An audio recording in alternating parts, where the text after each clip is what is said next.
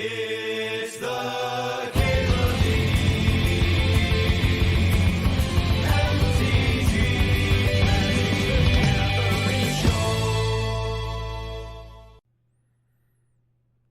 Oh, there's Time Vault. This is a fucking sick-ass pack. Hey, Drinker of Sorrow, thanks for the sub, thanks for 111 months. So in terms of non-power cards in the cube, I think we have 3 of the absolute best ones. In Time Vault, the One Ring, and Thassa's Oracle. I actually think my pick order, non-power pick order for this cube is Time Vault, then Thassa's Oracle, and then the One Ring. Pretty exceptional. And then Mana Drains in the top 50 there somewhere. What are we wheeling? That's an interesting question. Maybe Dak.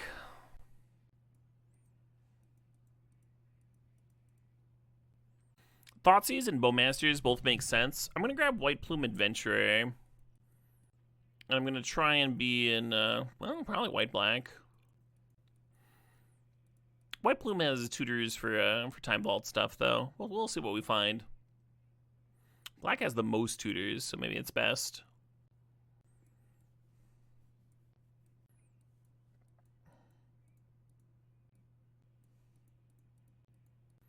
Hey, Voice of Victory is where it's at. I'm gonna grab the Sacred Foundry. Cube for the Cube Gods. Throw a Clarion Conqueror in here. Just gunk up my own shit. Luris can rebuy Time Vault, which could be frustrating for somebody if they don't have exile answers. A little Fable action.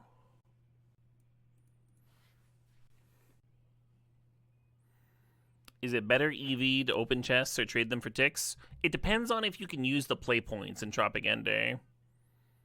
If you can use the play points, if you want play points to enter more events, then opening packs is better. But if you have more than you can use, then it's better to just sell them off. Hey, Monk D DDPL, thanks for the sod, thanks for 21 months. Feel like these packs got a lot worse, I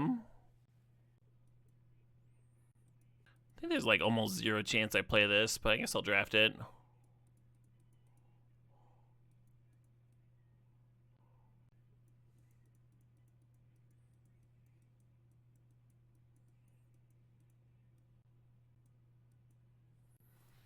The Green Walker is in the untapped stuff, yeah.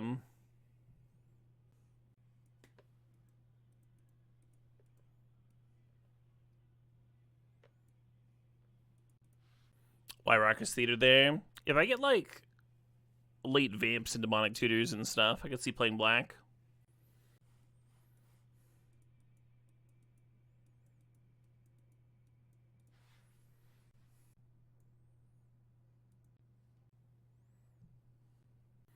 Chrome Mox, I suppose. We wheeled Ancient Tomb earlier. Ancient Tomb would be really good here.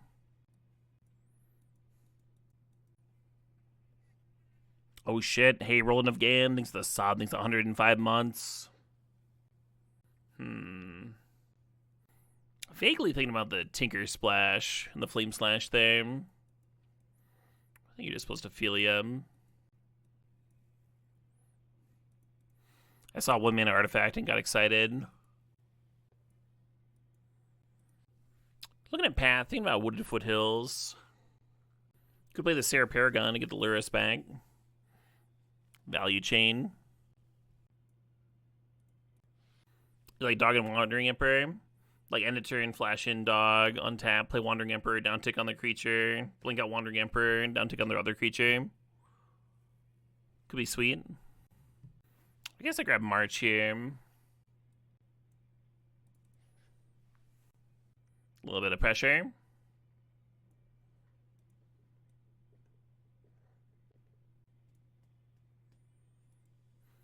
A little sideboard rip action. Or maybe just grab a random dually here.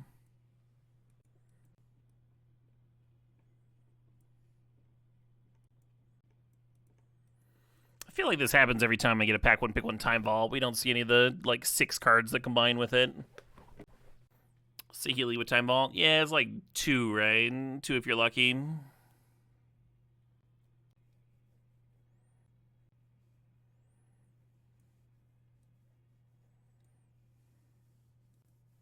Hey, Subbacterium, glad you're here. Hope you're having a good one. Hope you're having a low-stress season.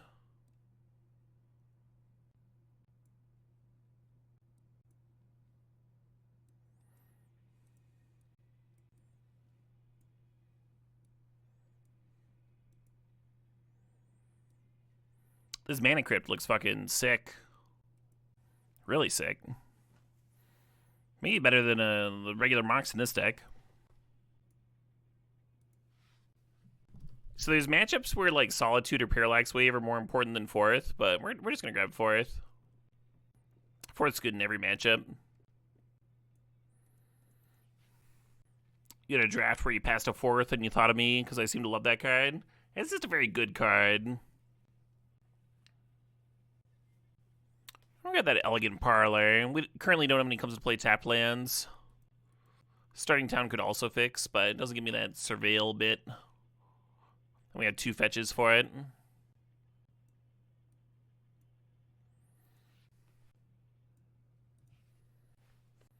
I also undervalued Surveil lands when they were first spoiled. Little PJL action. Oh shit, what up? Wrath of Wrath with the 100 months, the big 100. Hell yeah. Oops. Hope you're having a good one, Wrath. Taking a sip there reminded me that I'm out of dog. Wait, did I take that rest in peace for the sideboard? I did. It's so bad here. The rest in peace with Sarah Paragon and Luris. I like the Giver of Runes. I like the Simian Spirit Guide, too.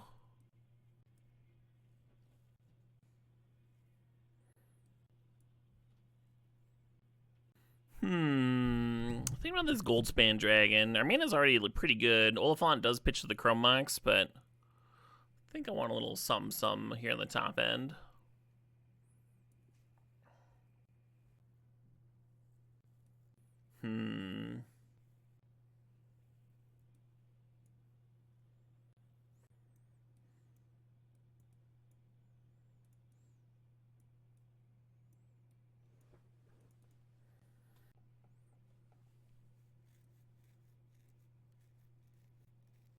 Yeah, it'd be nice to have the Time Vault combo and then like an E-Tutor or something and have 2 different combos that the E-Tutor could help put together. We didn't get anything like that, though. How do I count Simian Spirit Guide? Simian Spirit Guide and Lotus Petal I tend to count as spells. You know, like a Dark Ritual type thing. If you have a bunch of them, then you can start cutting lands, though. But I wouldn't cut a land for like 1. Maybe 3 equal a land.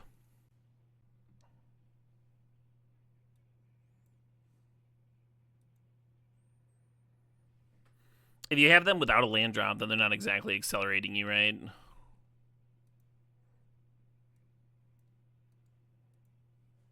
Okay. Got some fucking Nog. Yeah, I've been messing around with it for years now, B-Tids, and I'm still dog shit. There's some pretty good videos on YouTube, though, about, like, proper techniques so you don't hurt your throat and stuff. Highly recommend watching those instead of just, like, trying. Hand might be worse than the last one, but at least has a removal spell.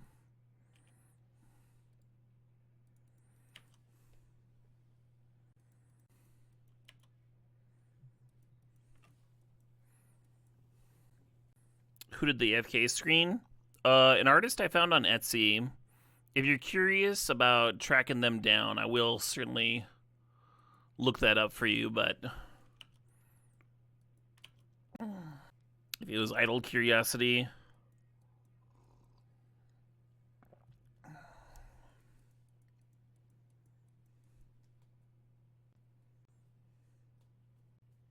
Eight mana, turn 2.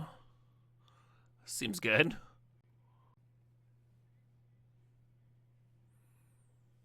Kicking the trainer, okay. They found themselves a Zorb. They only have 1 land, though.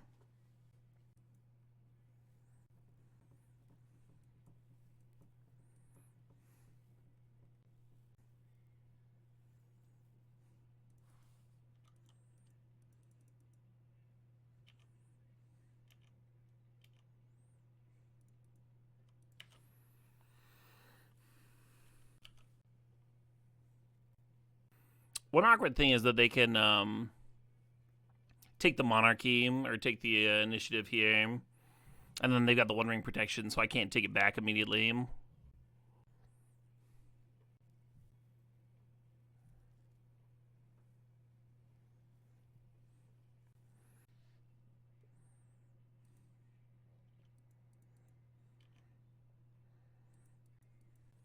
think we should comment.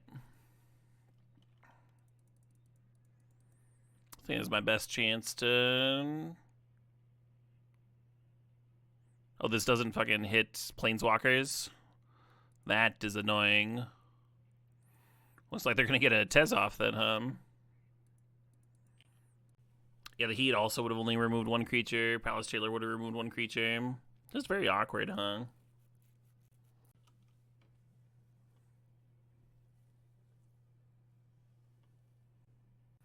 But yeah, I agree they did a really good job, Vale. They also did my raid animation. Right, Blast Aqua? That's what I just double checked too. I assume they were payment. Yeah, we could have Unholy Heated the Tez to get it like one below, but it's so easy for them to get it back up, right? Like they've already boosted it.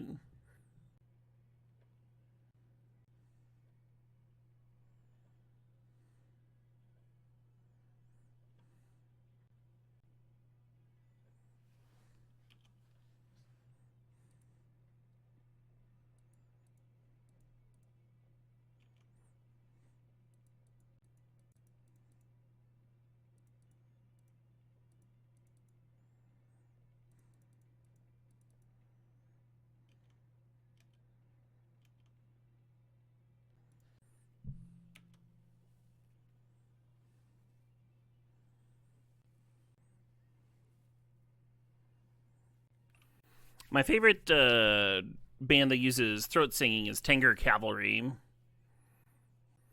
Rest in peace. But they did a lot of pioneering pre like The Who and stuff. Man, I'll just draw the helm and win, huh? That'd be sick. It's just winning.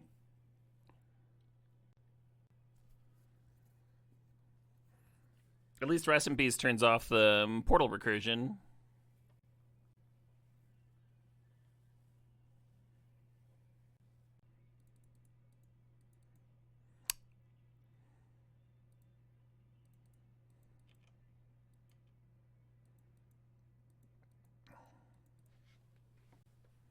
I realized mid-cast that my hand was dog shit, and I shouldn't be playing the Palace Jailer here. I should be playing the Fable, because then I can still play the Phelium. Because if you imprint the Fable on the Chrome Mox and Pitch Spirit Guide, then you still can't play Philia, right? You don't have the white source. Our Braid's interesting.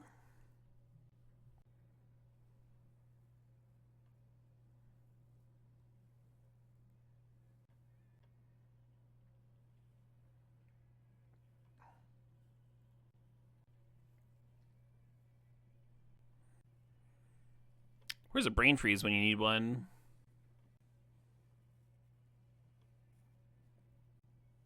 Replaying the One Ring does give protection, but they're just gonna get another Karn token here.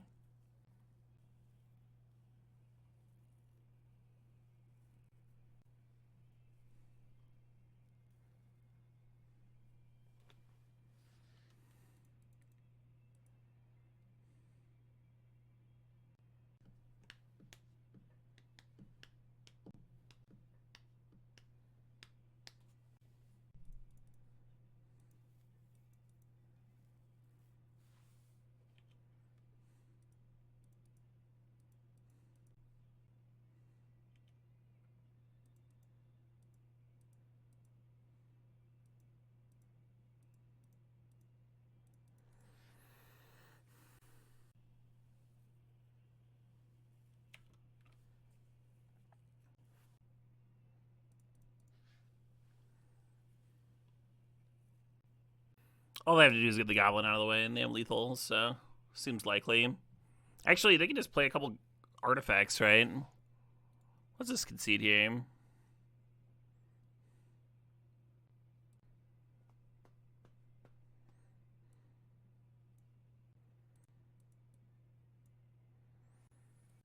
When the Emperor is like, I want to stay in.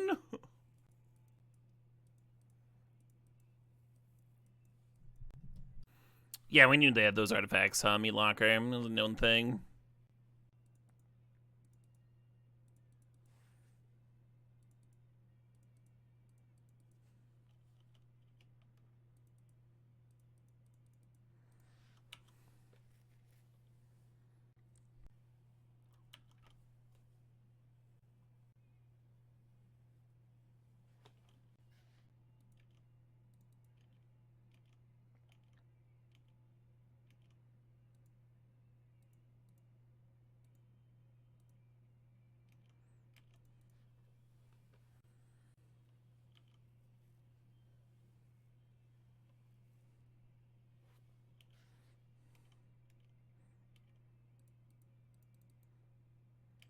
Dog.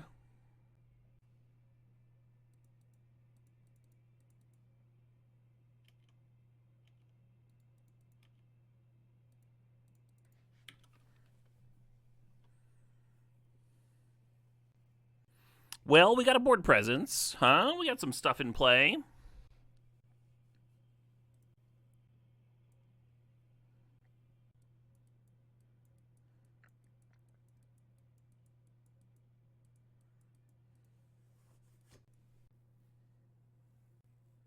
Wild how different the game goes when your opponent doesn't have 8 mana on turn 2, right? I mean, the March there would have let us pop the mana generator in. If the first game it had the March in hand, would have been wildly different, right?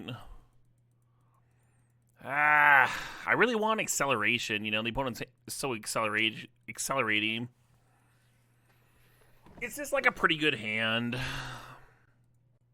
What do y'all think? Do you keep this on the drum?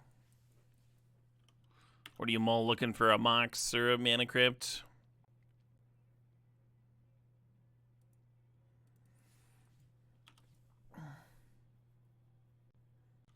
It's a lot better on the play, Okay, just a turn 2 Thunder Trap. That could be worse. That could be so much worse. Hand's too fair. Your mom's too fair.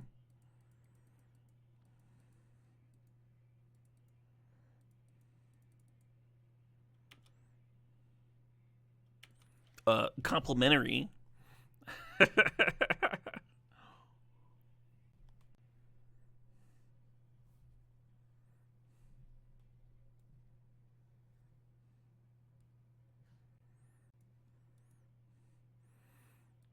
So they're gonna tinker here.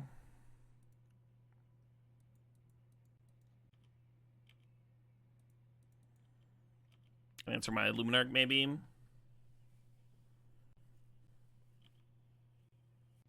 Friendliness dialed up to 100. So friendly.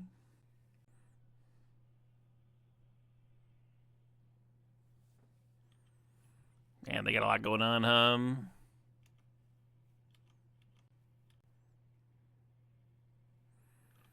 So there's 2 different tactics here to make Portal not the most miserable thing ever. One is to Comet, and then one is to dash Death Greeters.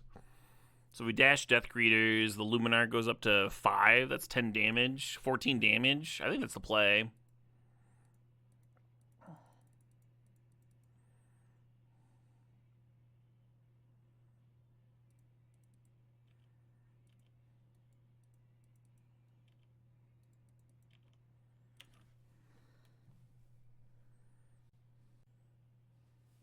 Wow, all the mana in the universe.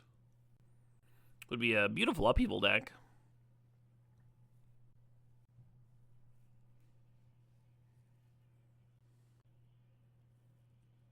Fuck.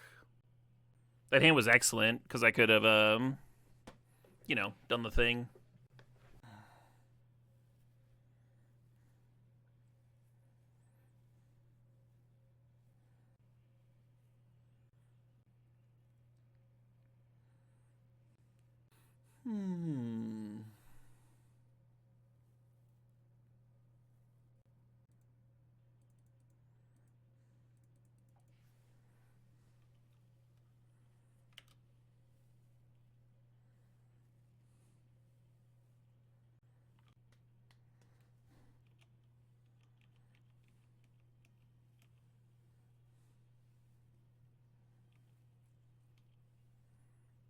Poops.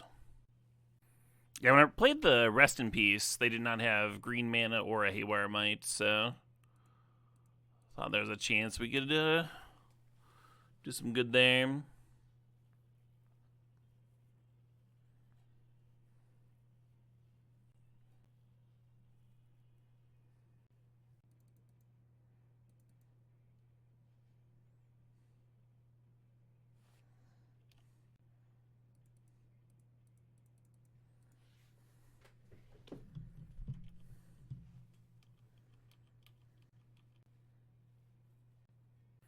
So if I had a white card in hand, I could pitch it and march the Haywire Might now while they're tapped low. But I see we don't have that. Would a Braid on the Talisman in response to the Haywire stop the Might? No, I think you would telegraph that you had the combo in hand, and they would float a green and just pop your Rest in Peace before passing the turn mark. I did think about that too.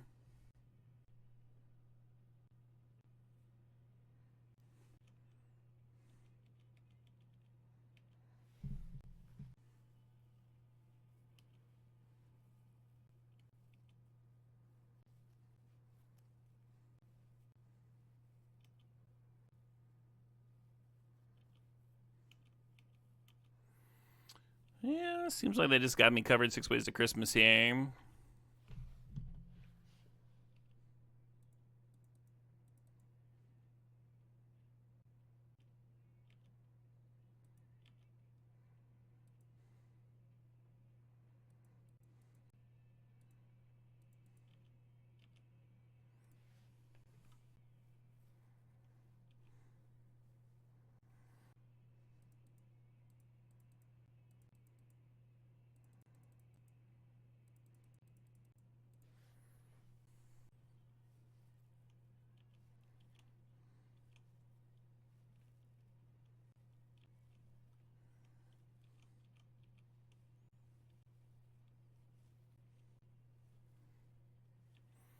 Now what? I think we try to Helm Millstow them out.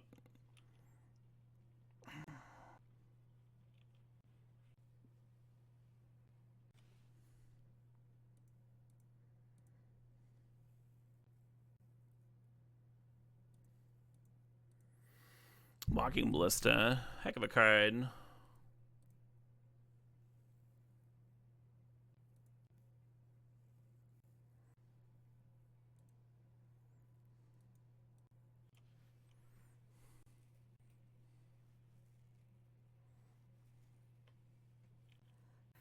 We're not going to be able to kill them through their Zurin Orb, so I'll probably just pressure this Ugin, even though I don't think the Ugin ult does much.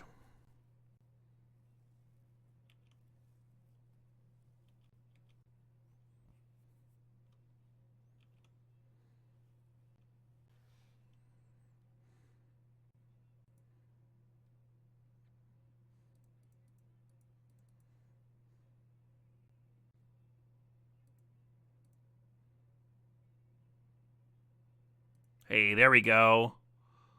Some 6s. Finally, something's going right.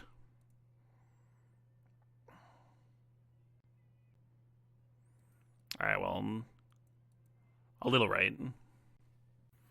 Could have ran out Narset and chose not to. Kind of wonder if they're holding a counter.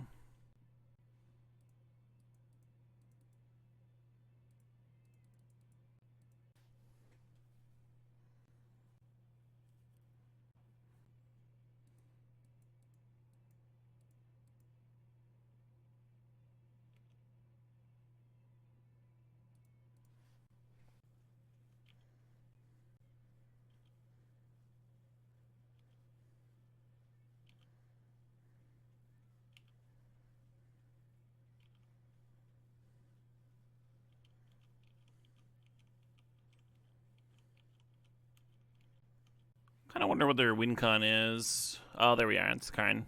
I found it.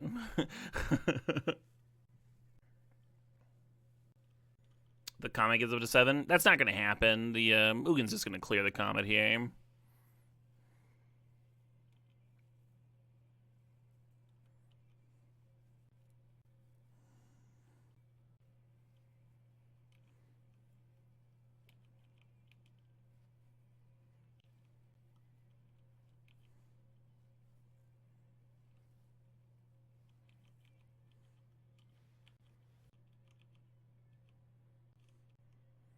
Helm might do it, yeah. I think that's probably our best chance to win here. I think these are the only two creatures we've seen.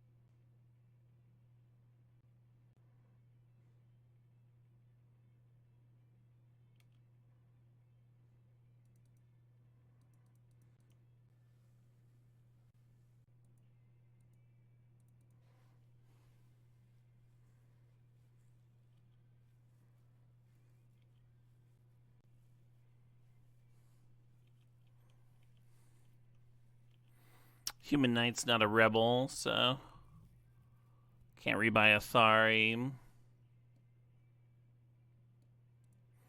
Pretty sure we can exiles anyway. Yeah, you can so nuts. I wanted to get the Palace Jailer because it actually answers that construct. Opponent's going deeper. This is an unfortunate amount of mana to be making. Their own Ballista wins here for sure.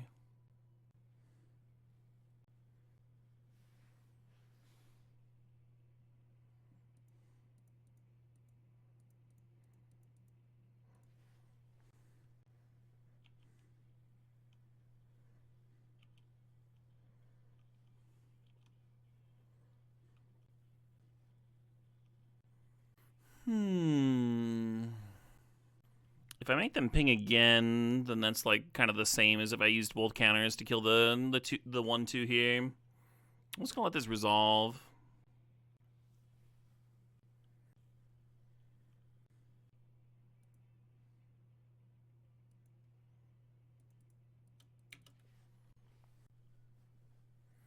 Maybe I was supposed to send another Ballista, so they couldn't freely clear my Human Knight here. So now we need to make our Mana Crypt flip and then draw a Helm, I guess. God damn it. Well, I didn't draw anything anyway.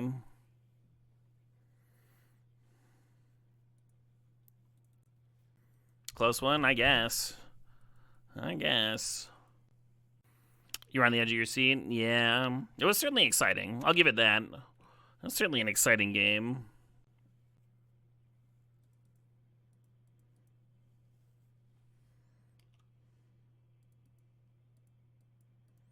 Stomp it out.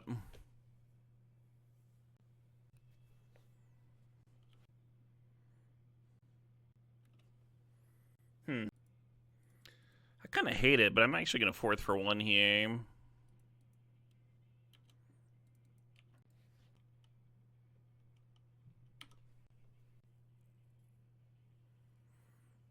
The idea being that if we ever draw land number 3, Death Greeters on the Human Knight's kind of good.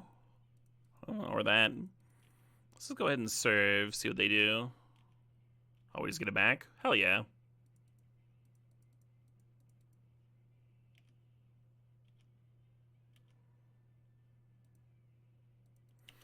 Cool.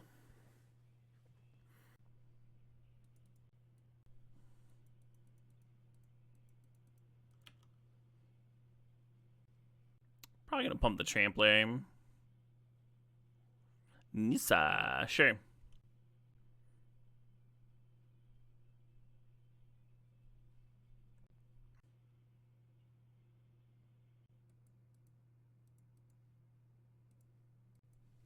I was confused there for a second.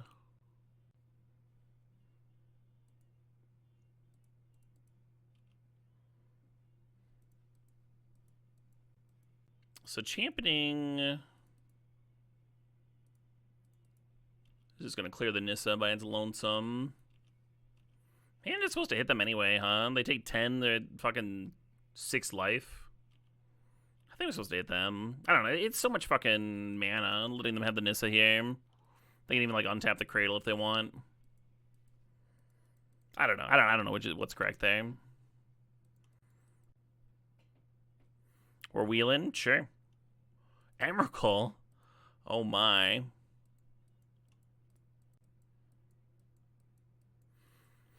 Yeah, Comet's been really poopy. I wonder if it's gonna do anything good for me here.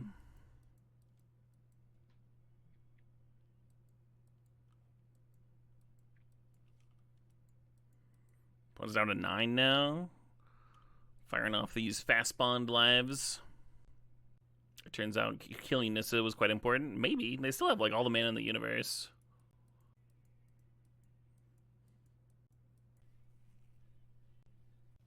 Crop Rot is the last card. Sure.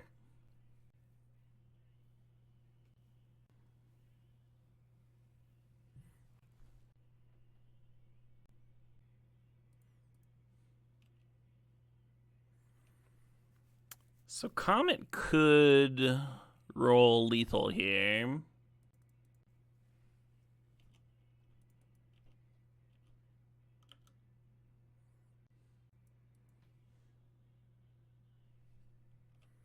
Kennedy wins. Seems like a Firebolt matchup, huh? Yeah, I'll cut the old rip combo here. Just have a couple more answers to things. That's a good point, Mark. If I don't kill Nissa, they probably just cast the Emrakul. Oh, the turn one. The turn one adventurer. Have you all ever turn one adventured in your lives? I'm actually going to shock myself with the Sacred Foundry, because that'll let me double red spell on turn 2. Because if I lead on the plains, it's good to like think about your next turns, right? When you're developing your mana base. You want to think about what you're trying to, not just this turn, but also in the future turns too. And that includes prospective draws. The classic example that I read in an article a billion years ago was like, what land should you play first with this opener? And they gave you the deck list and they gave you the opener. And the answer was to play a plains because you had White Knight in your deck, and even though you didn't have a White Knight in hand, you could draw one, right? So like planning for potential draws with your land drops, also pretty important. I wonder who wrote that article. That one stuck with me. Who's gonna win faster? Turn 1 White Plume Adventurer or my own Mana Crypt? It might be close.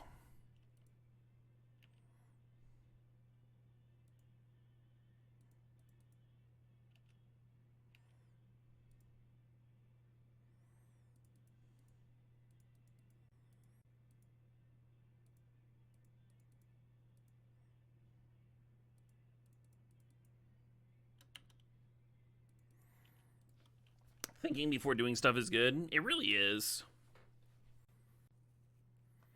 So long as you're making a plan and thinking, then you have the potential to like actually analyze your plays. Do a post-mortem after the game, thinking about, okay, how did it play out? And what was actually better there?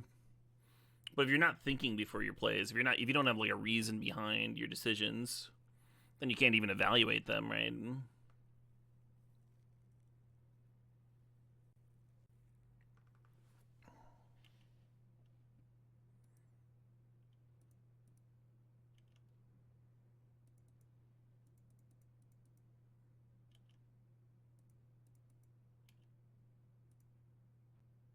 Just gonna send White Plume here, and they're just gonna chump, but next turn, probably send Devora in, because it's a trampler.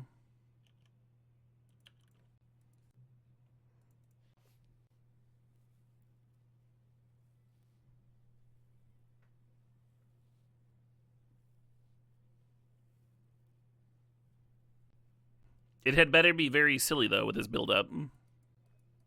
I'll be evaluating it against, like, the Ministry of Silly Walks.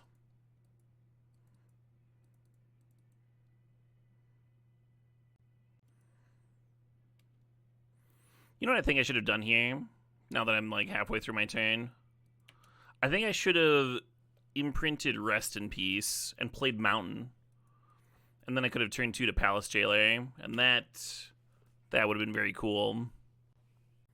And I would have dodged this Duress. What is Vitor? Vitor is part of Paulo Vitor Dama-de-Rosa's name. A Magic Hall of Famer. Often shortened to PV.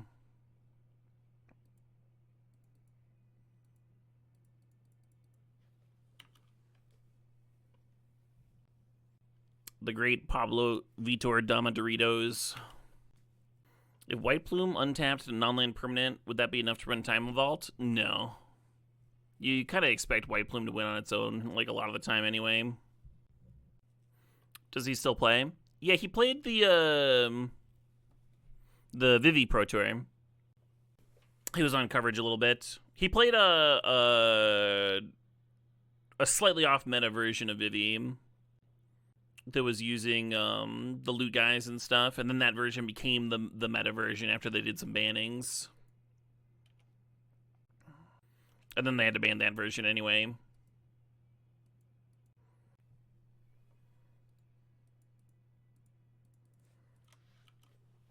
Rip.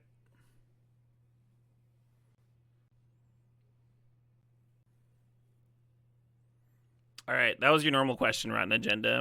Did you still have a silly one for me? Aw, my PJ.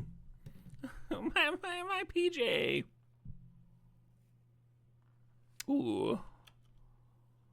Now we just need a land. Opponent's still on 2 lands over there.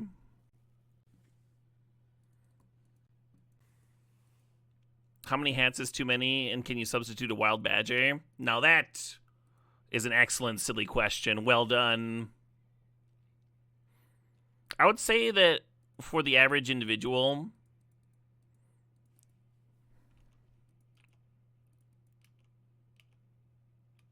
working in front of their computer inside, I would say that 1 hat is too many. But I do think the badger substitute is valid. Because all badgers are valid. Just imagining an angry badger tearing up some office building.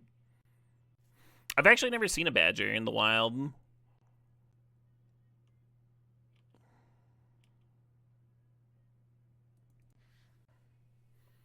Plenty of woodchucks. I've seen a fisher. I've seen a snowy owl.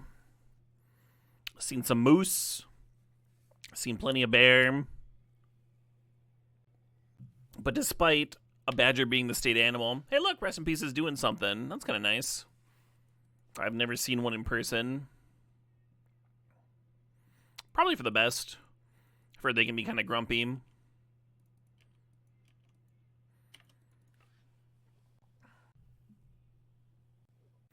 I like how every time you've got like a fantasy setting.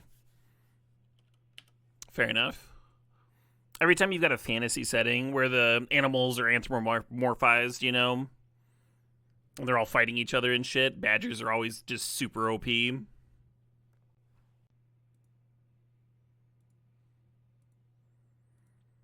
Y'all are probably thinking about Redwall right now. But my first thought was actually Wind in the Willows.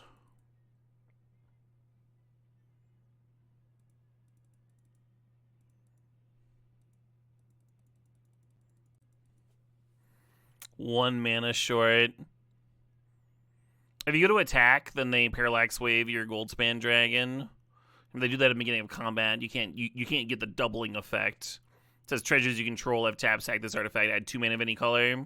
The Goldspan Dragon needs to be in play for that. So I didn't really see Oh, also it's an ability, so it doesn't remove it anyway. Full plate armadillos, love that.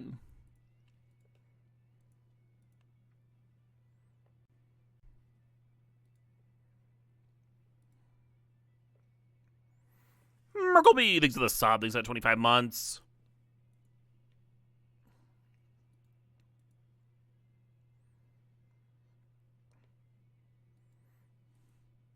This is the most disrespect to Baragwayf has ever been shown.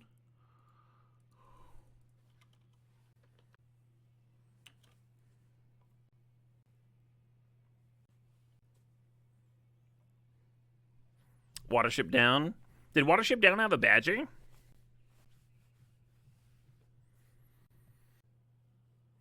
One cool thing about their Palace Jailer here is they can actually blink it out with the Parallax Wave.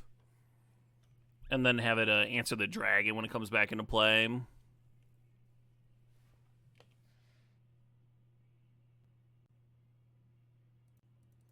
A badger with a big ass sword. I don't think the animals in Watership Down had swords. You may be thinking of Redwall.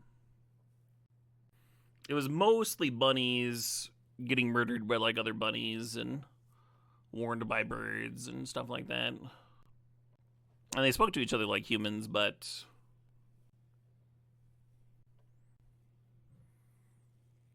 oh, interesting, Torvank. That's interesting info. I didn't know that. The origin of Wisconsin badgers doesn't have anything to do with the animal. It's the lead miners. People called lead miners badgers because they lived and worked in mines that people likened to badger burrows. Huh.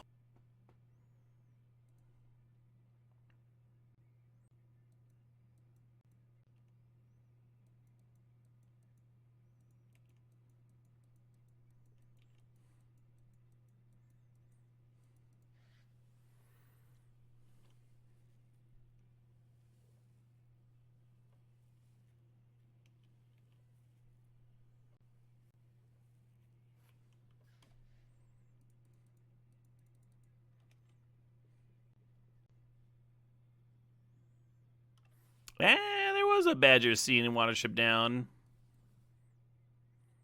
A badger is seen in the film. TV series? The fuck?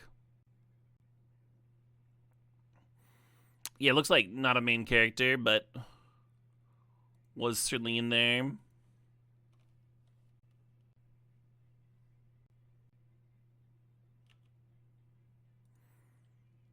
If they're pathing here, then that's one less path for my sweet, sweet dragon next turn.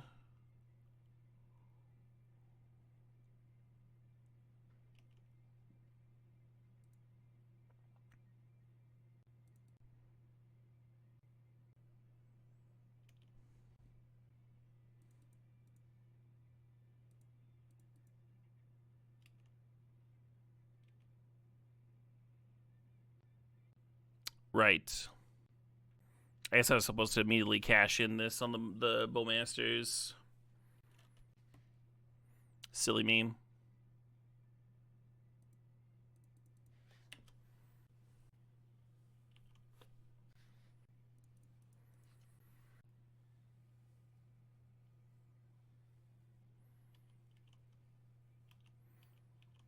Well, that explains why they didn't care about leaving a path up, and why they didn't want to blink out their own Palace Jailer.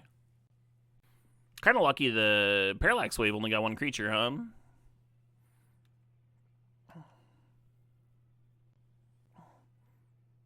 Oh, interesting. I figured they'd want to pop the Evora.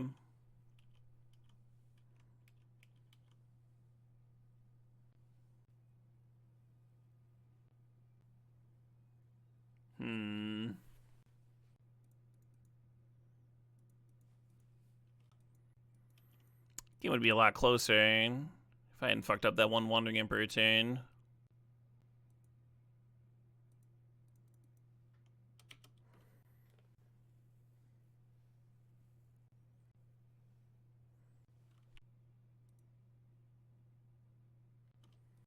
If I had not chumped, I would have a win here. Because I had to win the Mana Crypt flip anyway, and then the Death Gritter's Champion could double up on the Trampler. Fuck, huh?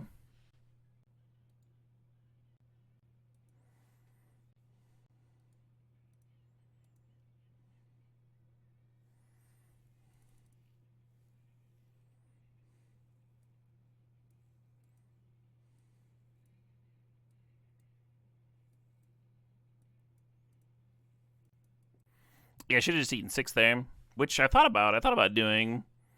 I thought there was an outside chance I would want to, like, try to survive multiple turns.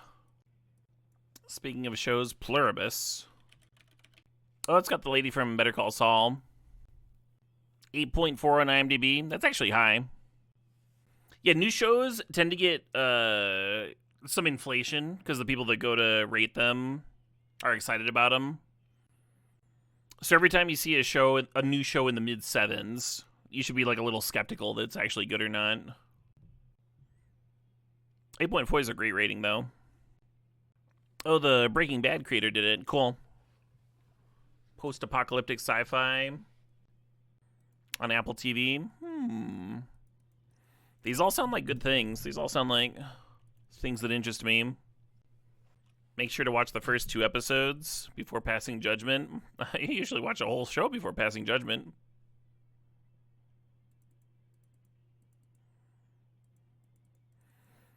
He made Pluribus because he thought she was a criminally underrated actress. I mean, she did just do incredible in Better Call Saul. But I think if there's people out there doing crimes, then it should not be up to filmmakers to rectify, right? That doesn't make any sense.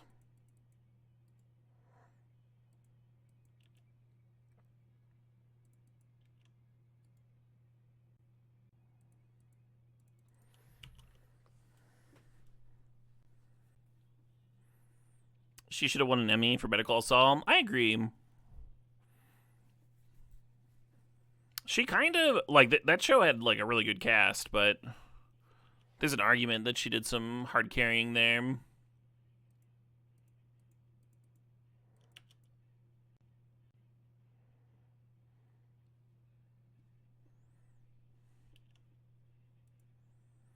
Yeah, she had a very believable. That was partly writing, that it was like somehow a very believable relationship.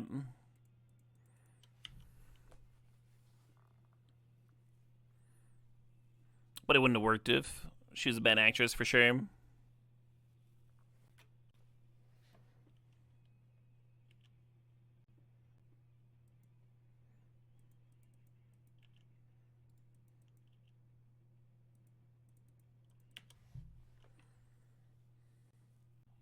Yeah, on their turn, you could like pass and like try to offer a trade on their turn. It's pretty awkward though, when they can play spells and stuff and grow the Baragoi. It just might not be a trade, is all. We have a shitload of mana here. It'd be nice to draw a 4th run right about nowish.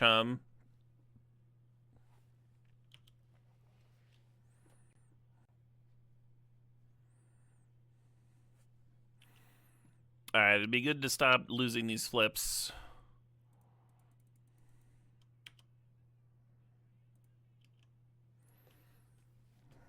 Opponent's eating a shitload of damage here from this dragon. Dothy can't block my 2/2. They do have 5 cards, though. You expect them to have something here. Time to rip that 4th. I'm with you, Harmon. I'm fucking with you. I'm fucking with you. No. I am fucking with you. Wait, no, how do you pronounce that? To make that clear. I'm not fucking with you. I am fucking with you. They could have made a dragon there if they wanted.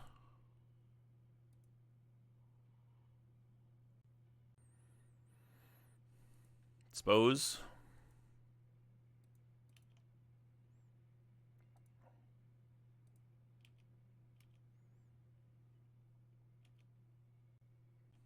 Five, you say?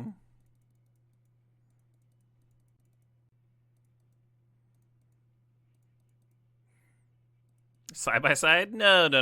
Pyramid, please.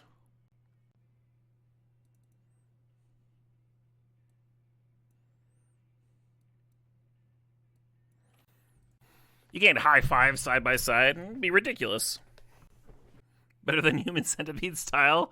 Oh my, workshops. Oh my.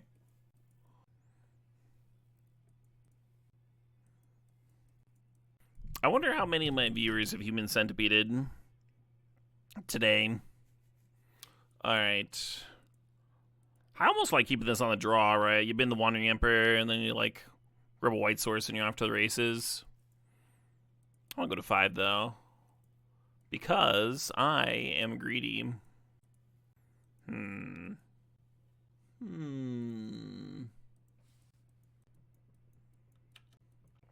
I got you hooked on Once Upon a Galaxy? Nice. I have one more sponsored Once Upon a Galaxy stream. I'm not sure if I'm going to jam it on Friday or Saturday. But I'm pretty excited about it. That game rips. And then tomorrow, of course, we have more Blood on the Clock Tower planned. I think it'll be like the 5th or 6th stream, actually. But this time with a much more complicated script. So I'll be spending a half an hour going over the characters and such at the start of the stream.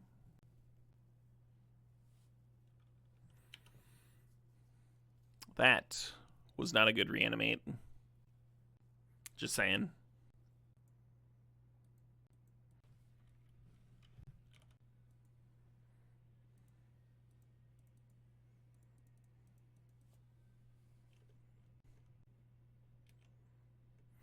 So this White Plume Adventure is a pretty high variance line. They almost certainly have like a path or something for me, and then you're hoping that Comet gets to do something relevant.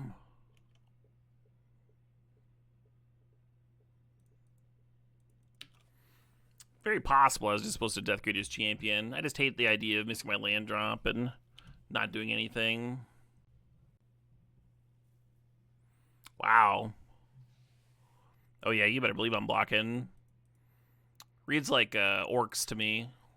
Finish off the White Plume. Yeah, drafting in general is pretty addicting. Jazz 1. I haven't played the other games, though, so I can't really compare them. Collective Brutality. That is unfortunately not going to do the thing.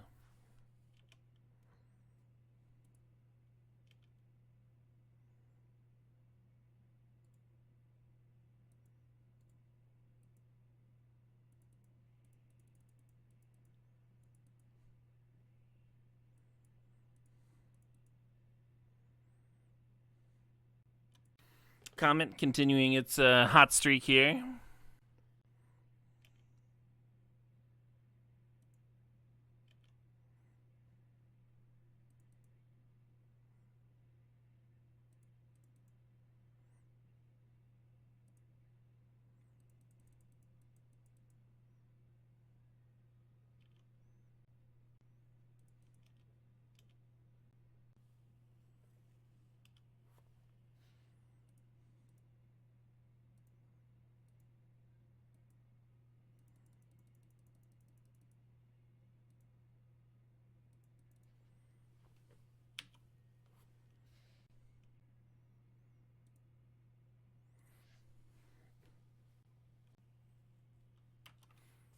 My Death Greeters.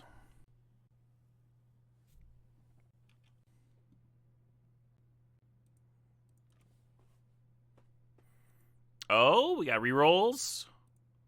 We got squirrels.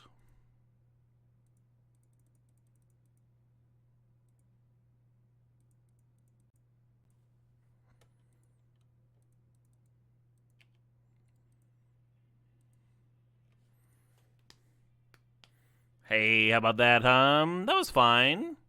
Deck was kind of cool. Oh, I should go to the bathroom. Real quick. Y'all gotta promise me not to forget about me when I go to the bathroom.